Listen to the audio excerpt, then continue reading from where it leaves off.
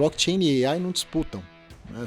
Eles são super complementares, né? Existem testes que, por exemplo, processo de back-office, como eu estava citando, feito, conferido, em muitos lugares isso é feito manual ainda, né? Guto Antunes, líder de Digital Assets do Itaú, um dos maiores bancos do Brasil. Se teve um aprendizado que eu guardo até hoje do mercado financeiro, de quando eu comecei, é que o dinheiro no mundo é um só. O que quer dizer isso? Os fluxos, né? Você tem que saber ler o fluxo. No mercado digital, eu vejo dessa forma também, né? Um pouco de insegurança. Será que a gente compra mesmo a tese do ouro digital? Que a gente entra nisso? Existe uma dificuldade ainda de entender que a tecnologia, como você tangibiliza. Fala pessoal, antes do podcast começar, só um recadinho. Se você gosta de acompanhar os nossos conteúdos, não se esquece de curtir e se inscrever aqui embaixo. Olá, sejam bem-vindos e bem-vindas a mais um episódio do Future of Money, o seu podcast da Exame, que é patrocinado pela Mint, a plataforma cripto do BTG, pelo Sicredi e pelo Senior Sistemas. Eu sou o João Pedro Malar, repórter do Future of Money, vocês já me conhecem bem, e hoje a gente está aqui com um convidado que já apareceu algumas outras vezes e que eu brinco que agora vai aparecer todo ano no podcast. Então tá aqui com essa participação em 2025, que é o Guto Antunes, que é o Head de Digital Assets do Itaú. Tudo bom, Guto? Tudo bom, João? Obrigado por tomara que eu possa estar todo ano aqui. É um prazer estar participando de novo do Future of Money. Não, o prazer é 100% nosso.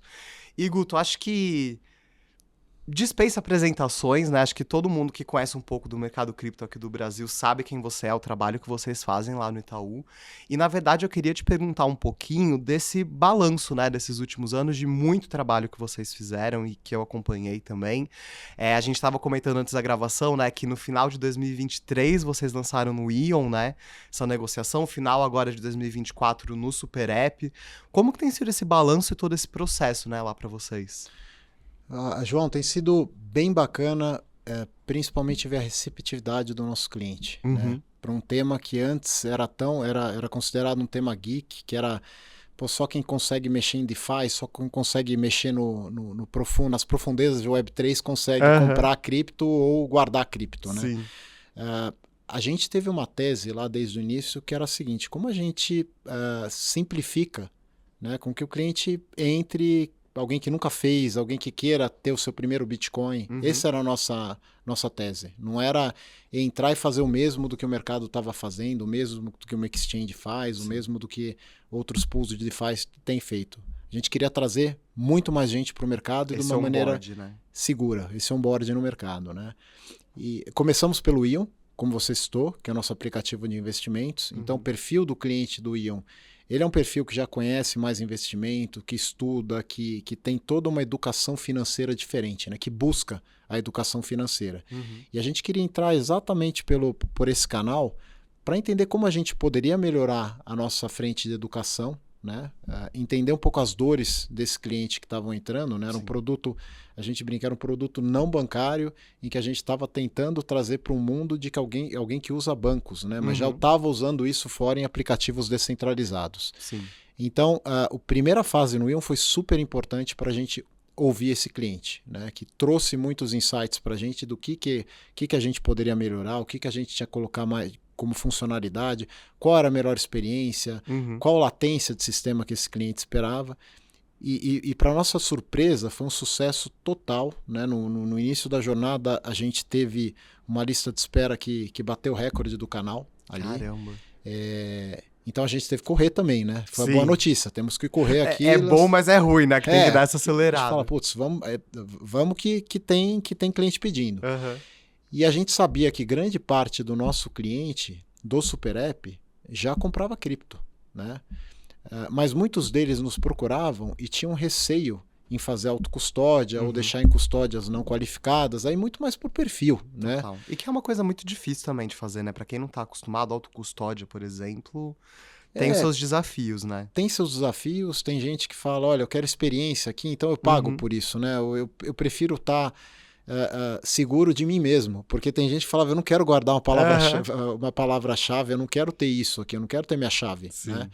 Então é muito mais uma questão de perfil que a gente acabou trazendo para esse mercado. E no Super App Também um sucesso total ali no início, a gente teve um engajamento super, super bacana da plataforma e outros insights também em relação à educação. São perfis que vão entrando através do mundo bancário que a gente entende muito apetite a risco, aonde esse cliente quer ir e como a gente, como o Itaú, né, como uma das instituições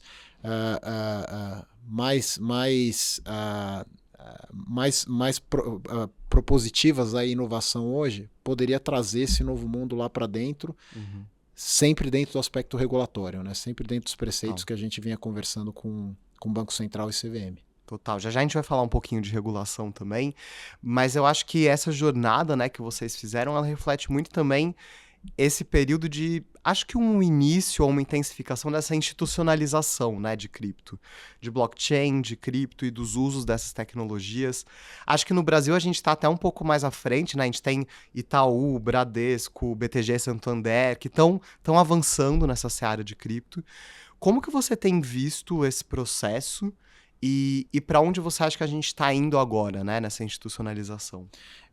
Primeiramente, a gente tinha um problema que era responder qual problema a gente resolvia, né? Então, assim, se falavam tem o Ethereum, tem Solana, tem Avalanche, tem diversas redes aqui, mas onde a gente põe isso aqui dentro? Sim. Né? Não adianta a gente vir e falar, olha, tem uma rede Ethereum aqui super escalável, tá para usar onde? Né? Que dor que a gente resolve do nosso cliente, que dor que a gente resolve de uma empresa que usa o Itaú, onde a gente põe isso aqui?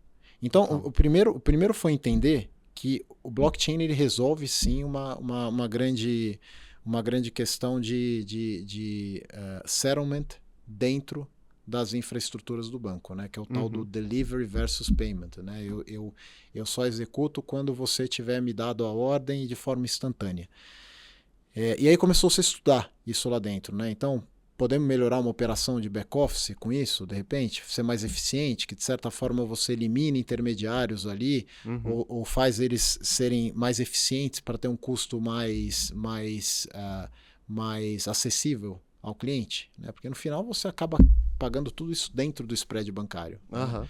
Então a gente começou a estudar muito isso e colocar dentro do banco. Né? E com tudo isso acabaram vindo casos reais de empresas, clientes, querendo usar a infraestrutura, vendo, isso aqui resolve um problema meu, tem como ser feito dentro dos preceitos do que a gente tem de regulação? Então a gente foi estudar a fundo regulação, né? O que é a regulação do ativo ou de câmbio, por exemplo, né? O que pode ser feito, mas usando o blockchain como infraestrutura. Você não disrupta o mercado de vamos mudar tudo, mas vamos colocar isso como um layer dentro da operação, aí a gente viu um grande valor, tá? Que é conseguir usar os blockchains neste sentido.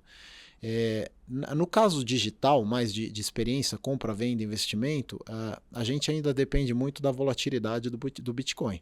Está completamente correlacionado, é um mercado ainda volátil, comportamental. Né? Acho que nas últimas semanas o mercado reafirmou isso, né? Segue muito volátil. Então, assim, é correlacionado, o apetite do investidor tem muito a ver com a volatilidade, né?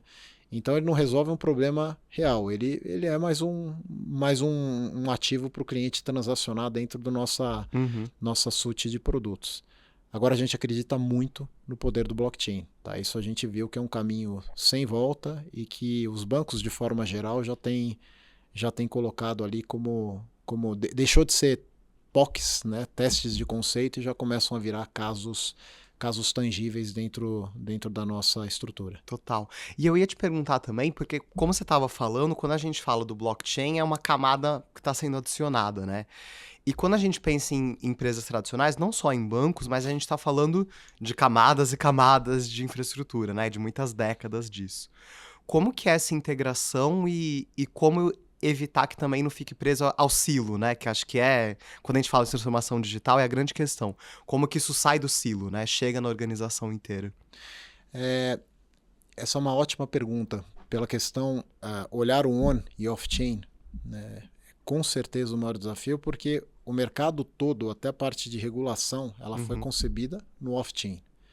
Como a gente transforma isso junto ao regulador, junto às leis, para você conseguir transformar o projeto em on-chain.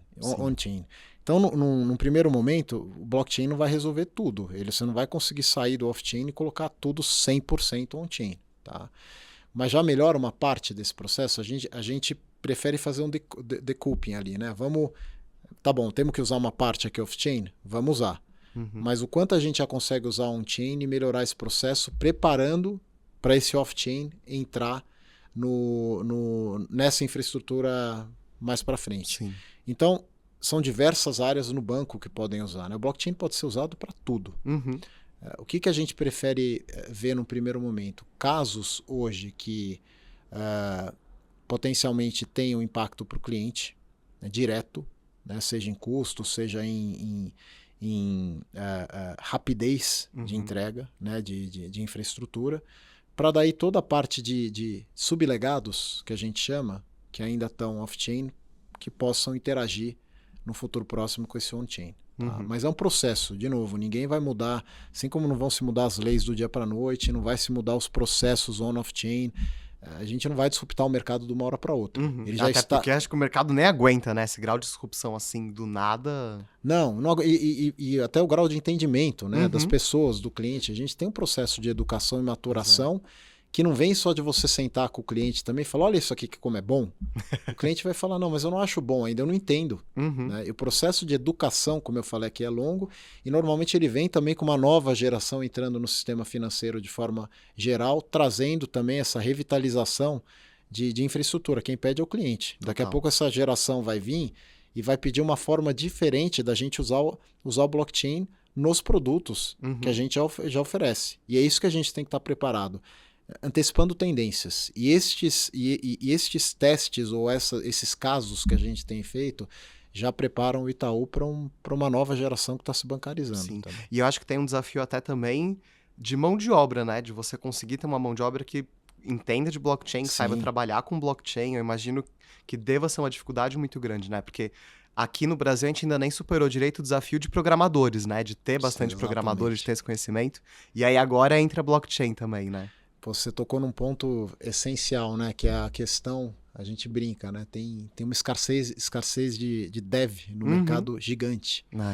Grande parte disso foi para AI também num determinado momento ali, né? Quando veio o boom do AI, muitos devs sensacionais que tinham nesse mundo cripto acabaram migrando. Que é natural, né? Natural. Tá no hype. Natural, a tecnologia funciona dessa forma.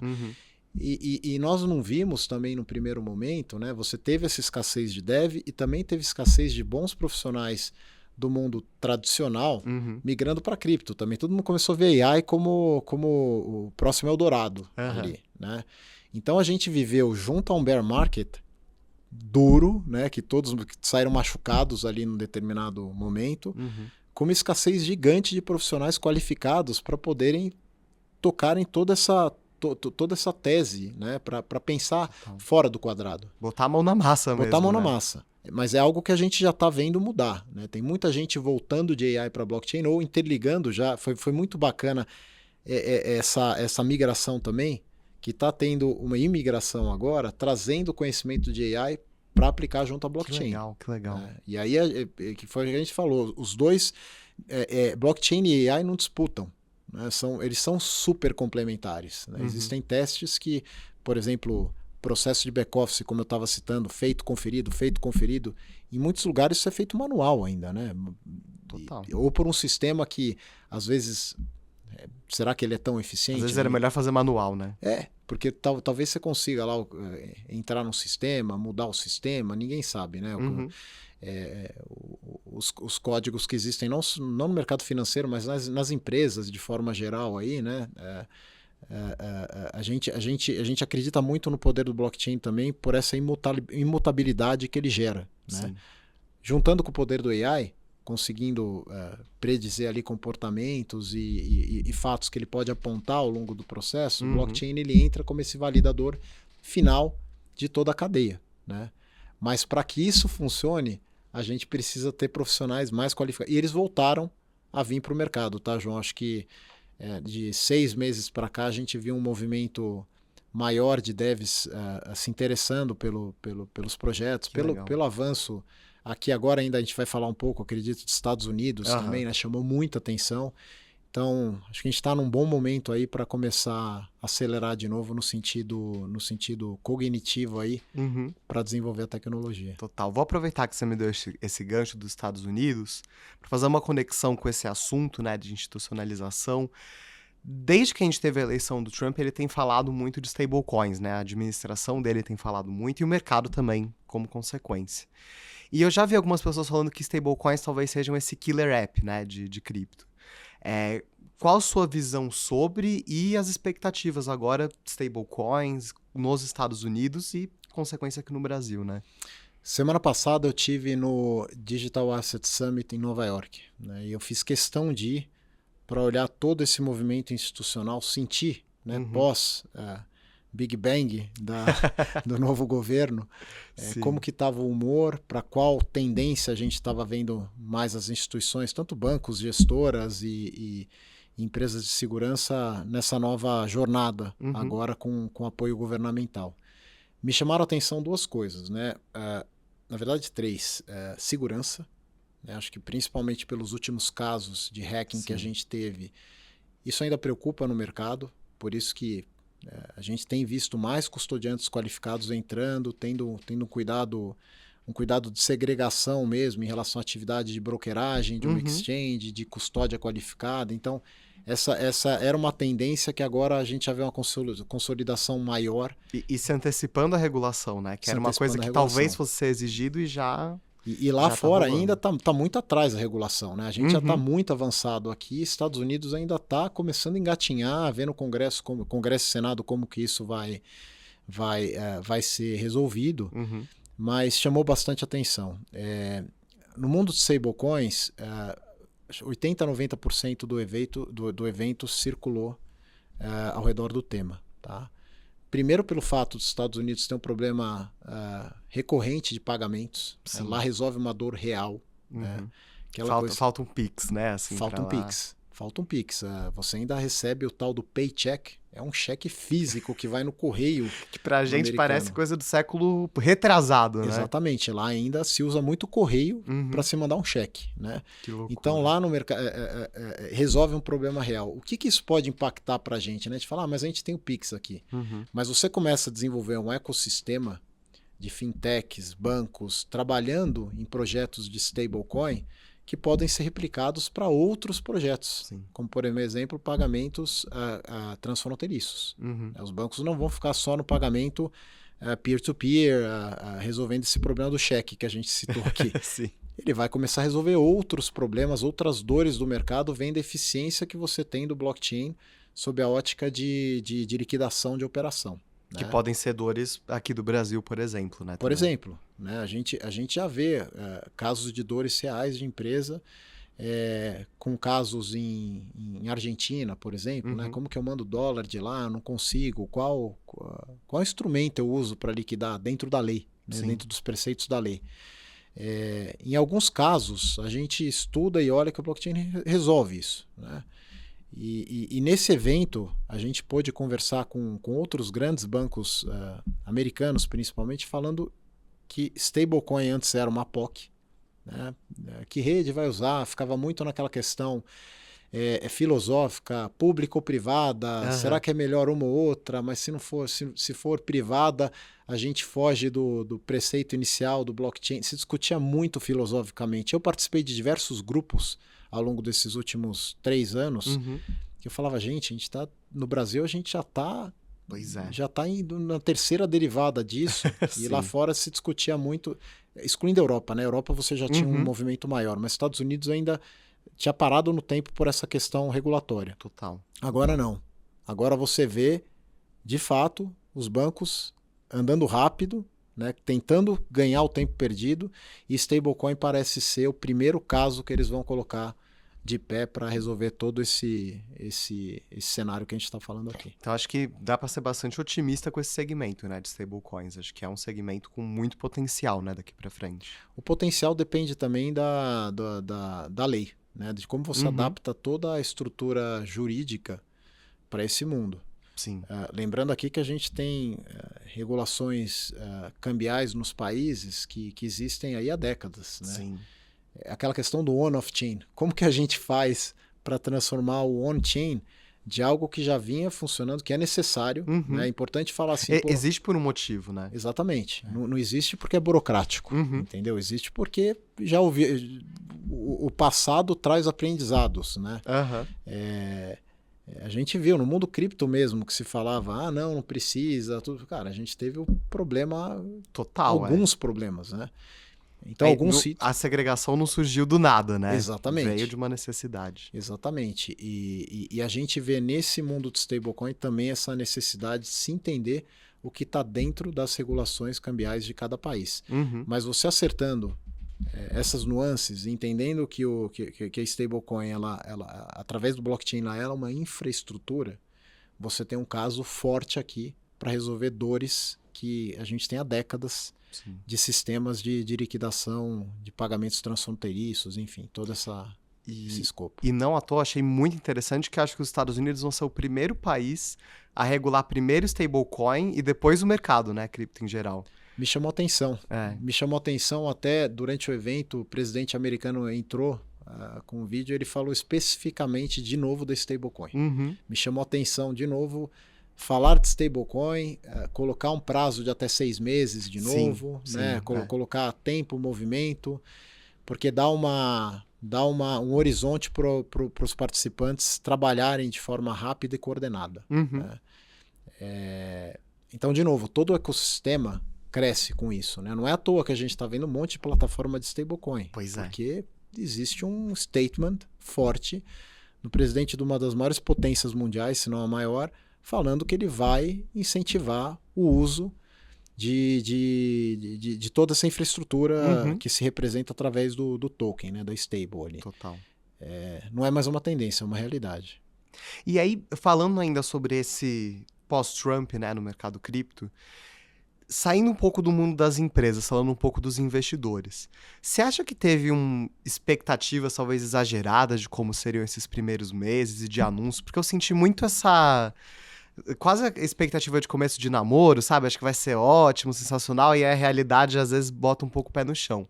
E eu senti muito isso de investidores, assim, até acompanhando o Twitter, expectativas, acho que um pouco irreais, assim. Você acha que rolou isso nesse início de ano? São expectativas incubadas que a gente fala, porque a gente ficou tanto tempo esperando né, uma notícia, um apoio governamental, alguma coisa um Big Bang, como a gente estava falando aqui, que até no evento foi engraçado, né? Eu vi as falas do Trump como positivas para o mercado, mas quando se saiu da sala de evento, tava todo mundo um pouco murcho, porque falaram, ele não anunciou nada. Eu falei, gente, ele não vai anunciar coisa toda hora aqui, Sim. né? Acho que o próprio fato dele tomar essa posição, colocar o stockpile mesmo, por mais que não tenha dinheiro novo, mas dar esse recado. Ele cita lá recorrentemente o presidente da SEC, toda a fala dele ele cita né, abertamente o apoio que ele está dando à SEC para regular esse mercado da forma correta, né, da forma que entende-se que não prive inovação. Né? Mas assim, eu não vejo um problema nisso, de ter que anunciar toda hora. Aqui no mercado cripto é tudo tão rápido que a gente sempre espera algum evento novo catalisador. Né? Agora é super normal a gente estar nesse momento de assentamento, né? Tentando entender agora as teses. Isso foi muito legal no evento, que se conversou. Já se sabe o seguinte, existem dois mundos e para o gestor, que é quem está investindo hoje, as grandes gestoras que estavam lá, eles citavam exatamente isso. Bitcoin é uma coisa e tech, que é toda a questão de blockchain, layers, todas as redes que existem. Outro mundo. Você tem que olhar os dois de forma completamente separadas, em tese. Só de chegar nessa maturidade das grandes gestoras entenderem que existem né, essas duas teses de investimento, já é um baita ganho no mercado. Você não precisa ter o tempo inteiro uma notícia. Você já tem o dinheiro se movimentando através da consolidação do conceito.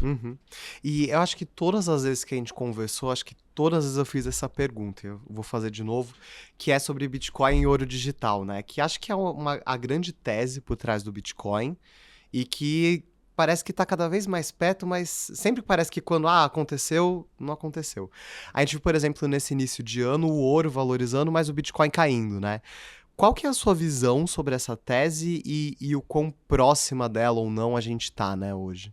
É difícil você tangibilizar tempo em Uhum. relação a isso, né? Porque depende muito de comportamentos de todo o fluxo do mercado financeiro. Do mercado tratar como ouro digital, né? E também migrar, né? Porque Uhum. eu não sei se eu comentei na nossa última conversa, se teve um aprendizado que eu guardo até hoje do mercado financeiro, de quando eu comecei, é que o dinheiro no mundo é um só. Né? Então, o que quer dizer isso? Os fluxos, né? Você tem que saber ler o fluxo. Uhum. Né? O fluxo, se você for um herói que vai lá na ponta inversa do fluxo que o mercado está indo, você pode até estar certo, você tem mais risco de estar tomando um risco ali, né? Enfim. No mercado digital, eu vejo dessa forma também, né?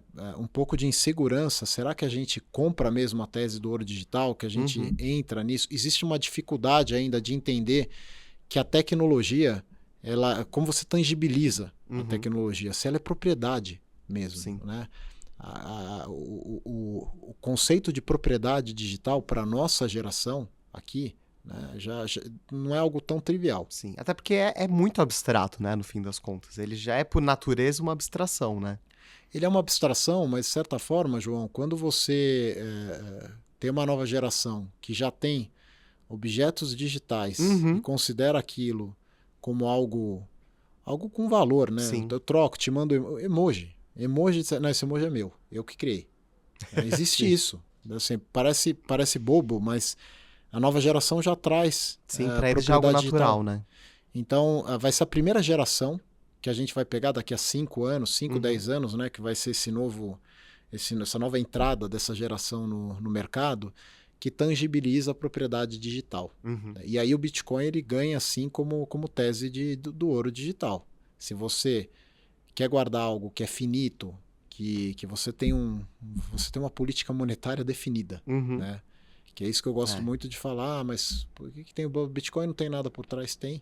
Ele tem uma política monetária definida. Sim, eu acho que ele tem muita coisa por trás, né? Quando tem. você para estudar, é muita coisa tem. ali. O Bitcoin foi o grande Big Bang de todo esse mercado, não diria mercado, mas toda a tese que a gente tem em conversa digital, o Bitcoin, a gente foi decupando ele também, né, olhando ali e vendo, o Bitcoin não é só um meio de pagamento. O Bitcoin também é um ouro digital. Mas o Bitcoin ele também pode ser um índice de investimento. E eu acho que isso que é provocativo, porque as pessoas nunca tiveram que lidar com ativo que você tenha que olhar sobre diversas óticas. Você sempre tem lá. Que é algo tipicamente digital, né? O digital é muito isso, né? Poder ser várias coisas. E assim, ele é um token de utilidade, né? O Bitcoin é uma commodity, já foi considerado. Só que ele também pode, em alguns casos, poder ser um token de utilidade. Então é difícil você tangibilizar. Por isso que tem essa maturação de entender, né, o papel não só do Bitcoin, mas de outras criptos. Eu gosto de falar muito do Bitcoin porque ele é o mais forte. Né? Nessa nova geração. Eu acredito que em 5 anos a gente já tem isso muito definido. Agora o que a gente vê são clientes já entrando pensando em propriedade digital, sim, como parte do patrimônio. Tá? Tudo bem, eu tenho lá meus imóveis, tenho lá meus ativos de bolsa, de renda fixa, e eu quero ter alguma coisa com propriedade digital.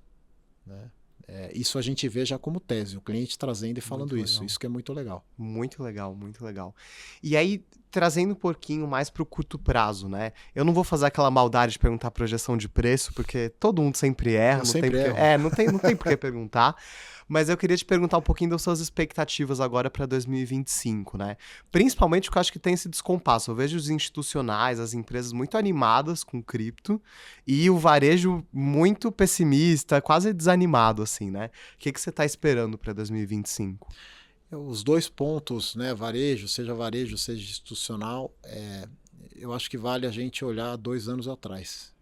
A gente não falava em nenhum desses pontos que a gente está conversando. Não tinha essa divisão, né? Não, a gente estava discutindo aqui se o Bitcoin ia sobreviver. Sim, né? Se tinha valor. Né? Foi a grande... talvez as primeiras conversas que a gente teve aqui, acho que a primeira vez que eu vim, Bitcoin tinha saído de $17 mil, estava ali naquele fundo. E no mercado inteiro se falava isso. né? Será que não vai acabar? A bolha estourou, A bolha né? estourou. Agora a gente está falando de moedas digitais, né? A gente está falando de ativos digitais que tem uma geração que já acostumou a tradear, né? A operar. Tem novos clientes entrando, que é o papel dos bancos aqui, trazer com segurança novos clientes para o ambiente, entendendo como comprar o seu primeiro Bitcoin, seu primeiro Ether, por exemplo. E a maturação de novos tokens também. Né? Você tem Solana aí surgindo como um dos principais. XRP também tem aparecido aí pelo market cap como potencial. Tudo isso é maturação do mercado. Já existe, é muito mais claro você ler no varejo. Né?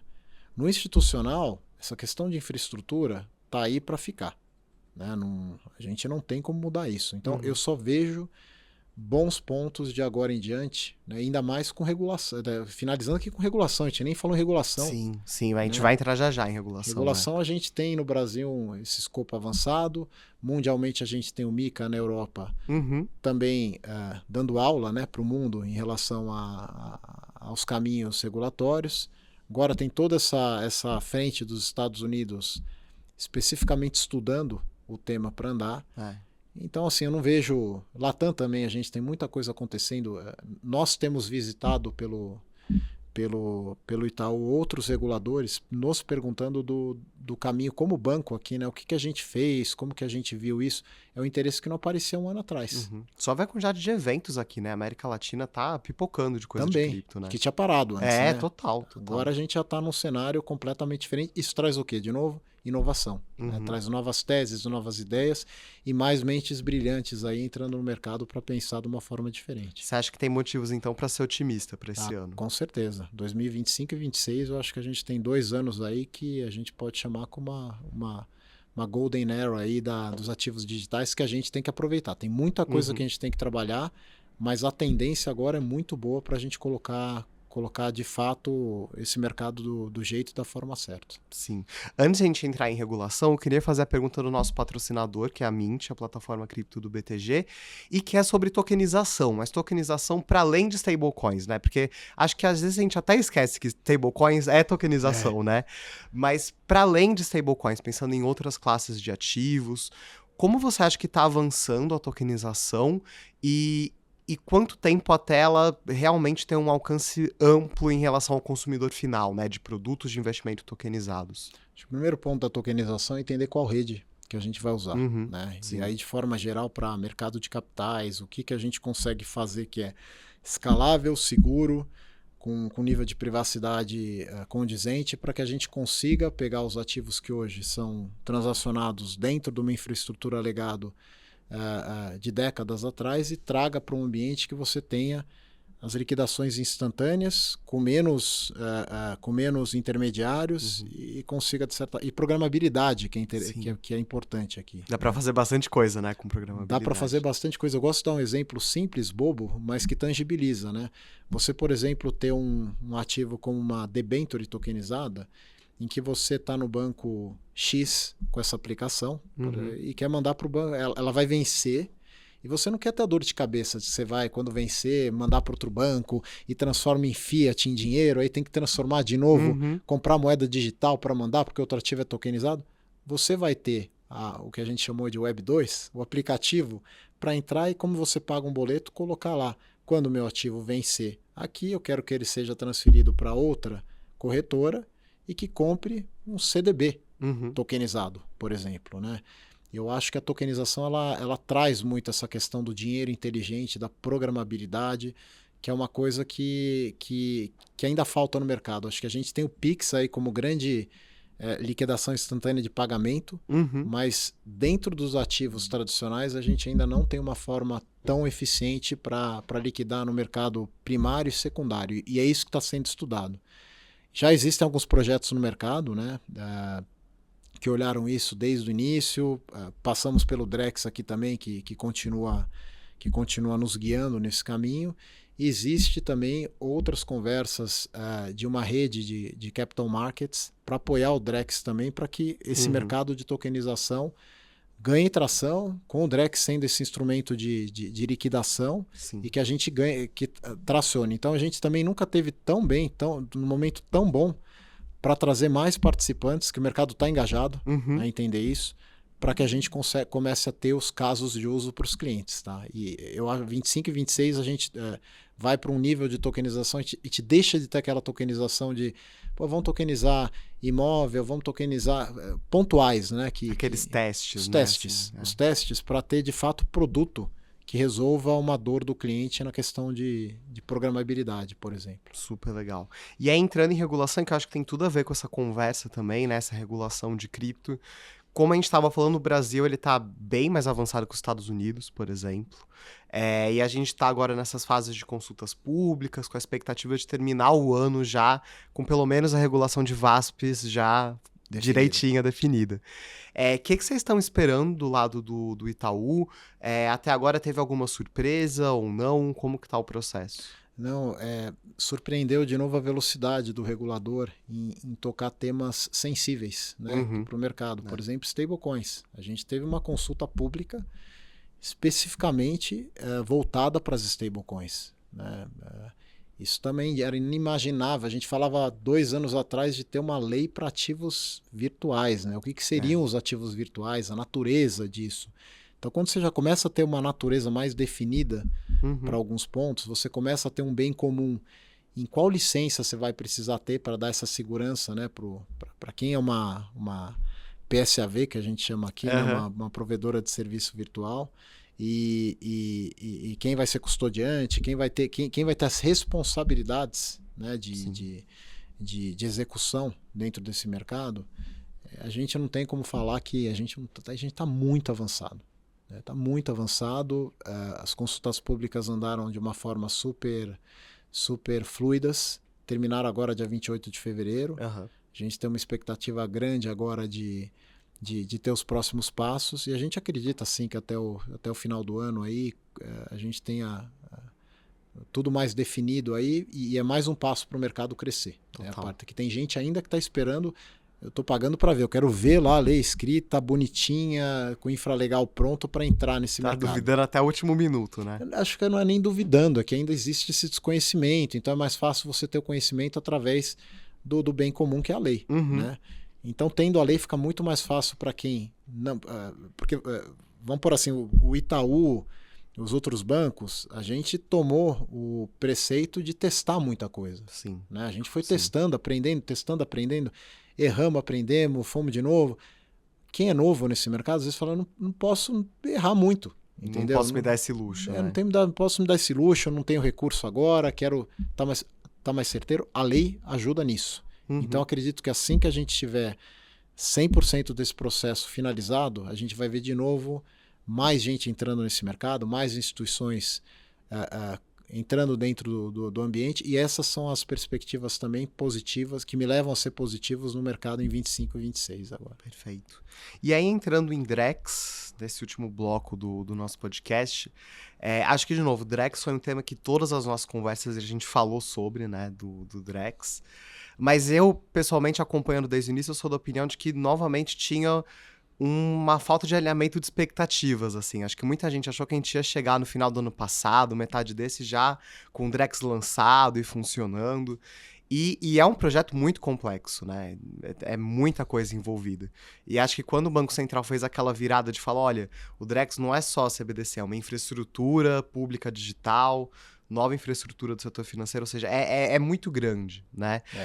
Como que vocês estão vendo esse avanço do Drex e quais as expectativas especificamente para 2025 em relação ao Drex? Eu sou super positivo em relação ao Drex porque foi o primeiro projeto em nível mundial que testou a tecnologia, né? De forma a atingir uma escalabilidade, uma privacidade, segurança, dentro dos preceitos estabelecidos pelo Banco Central.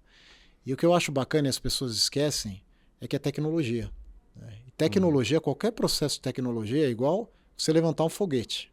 Né? Quantas vezes tiveram que levantar um foguete e ele explodiu no meio do caminho? Porque é o teste da tecnologia, é o custo da tecnologia. Quando vai rápido demais é até estranho, né? Parece alguma coisa de errado ali. E assim, eu sou um grande fã de viagem espacial. Né? E eu gosto de traçar isso. Eu estive visitando há um tempo atrás a NASA de novo. Né? E toda vez que eu vou lá, eu tenho algum insight. positiva em relação... Fazia muito tempo que eu não ia. Uhum. E eu estava vendo isso, né? Certo momento eu passei pela ala da Apollo 11 e tinha uma frase do John Kennedy falando que a gente não escolhe para o espaço porque é fácil. A gente escolhe porque é difícil. Uhum. Né? Então a tecnologia ela tem que avançar e com o propósito de que a gente pode chegar no lugar. O Drex é isso. Uhum. O Drex é o projeto que iniciou todo esse catalisador que a gente tem agora para tokenização também. Porque o Drex ele é tokenização também. Uhum. Como a gente falou, stable, as pessoas esquecem, o Drex é a tokenização. A gente precisa de um instrumento de liquidação dentro da rede. Né? Então, eu acho que aqui é muito mais uma questão da gente achar esse ponto entre requisitos e tecnologia, uhum. né? onde a gente andou certo, onde a gente precisa melhorar, o que dá para fazer para encontrar a saída. Sim. Eu tenho certeza que o mercado vai chegar lá, demorando um pouco mais, um pouco menos, é só uma questão da gente sentar de novo e continuar no mesmo caminho que a gente está. Então, eu sou super positivo em relação ao... Você acha que é exagero dizer que talvez o projeto está um pouquinho empacado na questão de privacidade? Porque é um ponto que tem sido muito levantado, né, desse problema. Não, de novo a questão da tecnologia. Né? Você levanta requisitos, testa os requisitos e muitas vezes tem que voltar lá para o laboratório e botar a nave de novo com outro shift. Mas né? você acha que tem uma solução para esse problema todo? Tem. A gente nunca trabalha na Digital Assets pensando que não existe uma solução, principalmente com uma tecnologia tão vasta quanto o blockchain. É muito mais uma questão da gente entender quais requisitos a gente precisa, né? Porque é um bem comum. Você tem a tecnologia aqui suportando o que ela pode e tem o que a gente espera dela. Como que a gente consegue chegar, né, nesse bem comum, nesse denominador comum entre os dois? Eu acho que agora a gente ainda está um pouco desbalanceado. A gente está tentando testar a privacidade para chegar nos preceitos que a gente estabeleceu lá atrás. Agora, o que a gente pode fazer, dentre todos os dados que a gente coletou desse período, para resolver essa questão? E eu não tenho dúvida que a gente vai resolver. Tá? E de novo, é a questão do escolher. O que a gente escolhe? A gente escolhe para a Lua aqui. Né? A gente tem que acreditar e tem que trabalhar nesse sentido. Na Digital Assets, a gente, em momento algum, viu isso como problema. A gente viu, sim, como parte do caminho para chegar a uma solução. Perfeito. E pensando um pouquinho até, acho que o Drex um pouco na prática, né? Agora nessa segunda fase... Bom, na primeira fase do piloto, tinha um caso de uso específico, que era aquela negociação de título tokenizado, e a gente chega já na segunda fase com vários casos de uso e as instituições participando de alguns, né, desses casos, inclusive o Itaú. Como que está sendo esse avanço de segunda fase? E quais casos de uso que apareceram ali na lista mais te chamaram a atenção também, né? Todos têm o seu mérito. Né? A gente preferiu ir para um caso... De novo, a gente tentou olhar um pouco a dor do cliente. E a dor do cliente para a gente era ali na questão de garantias, de colateral. A gente vê muito valor nessa questão de controle de garantias, por exemplo. Né? Porque resolve uma dor real também que os bancos têm com os clientes. Sim. E tem sido bem bacana a interação entre consórcios, porque você aprende muito também do que outra estrutura de Digital Assets vinha olhando também. Né? Total. E de novo a gente consegue retestar a tecnologia. Do que a gente viu aqui, bater com o outro participante, o outro traz alguma coisa, a gente chega no modelo final. Em relação aos casos em si, eu não consigo citar casos específicos. Todos que eu vi têm o seu valor, o seu mérito e a gente tem que passar por essa fase para no final dela conseguir entender desses todos o que vai resolver a dor do cliente. A gente não sabe. Primeiro a gente tem que testar também para ver a questão da privacidade. Todos eles conseguem passar dentro desse preceito de escalabilidade, privacidade? Sim. Então a gente está um passo atrás ainda, tá? Acho que é isso que a gente tem que ter em mente aqui. A rede suportando esses casos, a gente vai entender quais deles a gente consegue colocar na tecnologia. Né? Por enquanto a gente não tem essa resposta. Mas a gente acredita que com o avanço da privacidade agora, que a gente tem visto algumas frentes em mercado conversando mais a fundo, muito bacana que você tem as fintechs tentando resolver isso junto com a gente. De novo, a inovação, quem respira isso 24/7. Nós, na Digital Assets, a gente tem 4, 5 projetos andando em paralelo o tempo inteiro. A privacidade ela faz parte do projeto do Drex e que a gente está olhando o caso de uso. A gente tendo no ecossistema, né, fintechs aí olhando especificamente esses pontos dedicadas, né? Dedicadas à privacidade, à identidade digital também que vai entrar, para a gente é muito importante essa interação. A gente acaba tendo um ecossistema muito mais rico. Total. A gente está chegando quase no final do podcast, mas eu queria te fazer uma pergunta antes. Eu acho que tudo isso que você comentou faz parte de um processo mais amplo, que é essa digitalização do nosso sistema financeiro e bancário, né? E aí entra Pix, entra Open Finance, tem o Drex. E eu acho que o grande desafio para as instituições bancárias nesse cenário é atrair e reter os clientes, né? Os usuários. Porque é muita possibilidade que vai surgir, muitos serviços que vão ter. Em teoria também, custos menores, mais eficiência. Como que vocês dentro do Itaú estão vendo esse movimento, se você acha que faz sentido também o que eu falei, e como se preparar para isso, né, enquanto empresa? Faz sentido total isso. A gente conversa que a gente sempre escutou muito no mercado que, qual a melhor solução? A Exchange é melhor, não, a do Itaú é melhor. E eu sempre fiz questão de falar que não existe um ganhador, né? Quem define aonde vai usar, onde vai operar, onde vai guardar a cripto, é o cliente, né? E aí tem diversos perfis, né? Você tem perfil de quem vai querer fazer autocustódia, você vai ter perfil que quer fazer a custódia no Itaú, você vai ter o perfil de quem quer operar numa exchange porque tem mais variedade de tokens também.